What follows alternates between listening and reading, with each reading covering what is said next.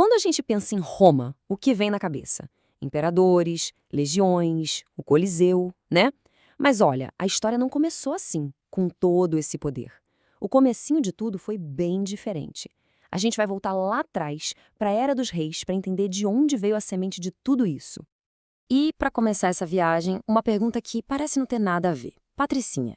Todo mundo conhece essa gíria, né? Mas o que pouca gente imagina é que essa palavra viajou, tipo, séculos para chegar até nós, vinda direto da Roma antiga. A resposta para isso já conta um pedaço enorme da história da sociedade romana. Pois é, a ligação é super direta. Patricinha é só o diminutivo de Patrícia, que veio lá do latim patricius. E quem eram os patrícios? Eram simplesmente os caras da elite, da mais alta classe social, descendentes diretos dos primeiros senadores que o próprio Rômulo, o fundador da cidade, escolheu.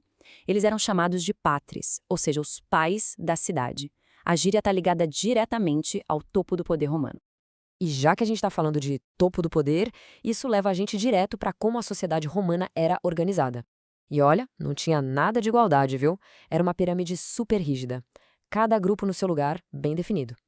E essa pirâmide era assim, ó. Lá no topo, os patrícios, a aristocracia, donos de terra e do poder todo. Logo abaixo viam os clientes, que eram pessoas que dependiam da proteção desses patrícios em troca de serviços. Depois, a grande maioria da população, os plebeus. Eram os trabalhadores livres, sabe? Agricultores, artesãos, mas que no começo não tinham poder político nenhum. E lá na base, sustentando essa estrutura toda, os escravizados, que não tinham direito a nada. Eram basicamente propriedade.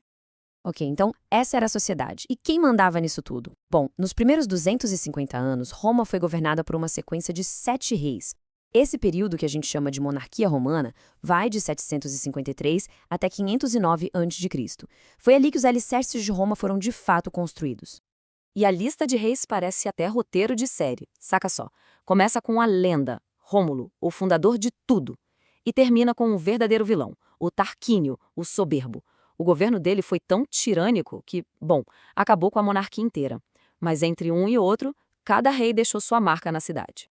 É muito legal ver como cada um deles foi adicionando uma pecinha nesse quebra-cabeça. Pensa bem, Rômulo funda a cidade e já cria o Senado. Aí vem Numa Pompílio e organiza a religião. Túlio Hostílio expande o território na base da conquista. Ancomárcio abre a cidade para o comércio com o porto de Ostia. Tarquínio Prisco constrói o sistema de esgoto, uma baita obra pública. E, por fim, Sérvio Túlio constrói a muralha para defender a cidade. Roma foi literalmente montada, peça por peça, rei a rei. Beleza, com tanta coisa acontecendo, vamos ver se a informação fixou. Teve um rei em especial que fez duas coisas muito importantes. A primeira muralha para proteger Roma e uma reorganização completa do exército. Quem foi esse cara? Isso aí. Foi o Sérvio Túlio. Ele foi um reformador importantíssimo, que deixou a cidade muito mais forte e preparada para o que vinha pela frente. Mas olha só, o rei não governava sozinho, não. O poder na Roma antiga era um verdadeiro jogo de equilíbrio. Eram 3 instituições principais que dividiam essa responsabilidade. Era assim que funcionava. O rei era a autoridade máxima, claro. Mas o interessante é que ele era eleito. O poder não passava de pai para filho. Depois vinha o Senado, que era tipo um conselho de anciãos, formado só pela elite patrícia. O papel deles era aconselhar o rei e propor as leis. E, por fim, a Assembleia Curiata, também formada pelos patrícios, que dava o ok final, sabe? Eles votavam as leis e confirmavam a eleição do novo rei. E falando nessas instituições, o Senado foi a que durou mais tempo, atravessou séculos de história romana. Então vale a gente lembrar. Qual foi o rei que teve essa sacada genial de criar o Senado, lá no comecinho de tudo? Exatamente. Foi o Rômulo, o mesmo cara que, segundo a lenda, fundou a cidade, foi quem também criou esse conselho que se tornou a espinha dorsal da política romana, influenciando não só a monarquia, mas a república e até o império depois. Só que essa estrutura toda não ia durar para sempre. O fim da monarquia foi bem dramático, uma verdadeira reviravolta. E o culpado? O último rei, um tirano que levou o povo ao limite e provocou uma revolução.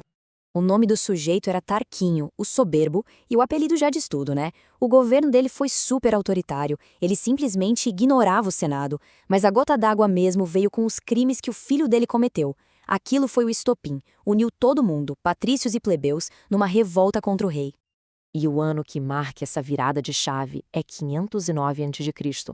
Foi aí que os nobres de Roma, com o apoio do povo, se levantaram, expulsaram o Tarquínio e toda a família real da cidade e basicamente falaram: chega de reis por aqui. Era o fim definitivo da monarquia. E para a gente ter uma ideia do tamanho dessa mudança, é só olhar para um dos deuses deles, Marte. Durante a monarquia, Roma era uma sociedade mais agrária. Então, Marte era um deus ligado à fertilidade, à agricultura. Mas aí, com o fim dos reis e o começo da República, Roma virou uma potência militar, expansionista. E o que aconteceu com Marte? Ele virou o deus da guerra. A identidade do deus mudou junto com a identidade de Roma. Incrível, né? Então, para a gente amarrar tudo, vamos só recapitular. Qual era mesmo o trio de instituições que mandava em Roma durante o período dos reis? Essa estrutura é a chave para entender a monarquia romana. Isso mesmo, a resposta é rei, senado e assembleia das cúrias. Era esse o tripé que sustentava o poder em Roma antes daquela grande revolução que ia mudar completamente o jogo. A Era dos Reis tinha chegado ao fim, de forma bem tumultuada. Mas aquilo não foi um ponto final na história de Roma, foi só o começo. Porque o que nasceu das cinzas da monarquia foi algo muito, mas muito mais poderoso, a República Romana. Mas essa, claro, já é outra história.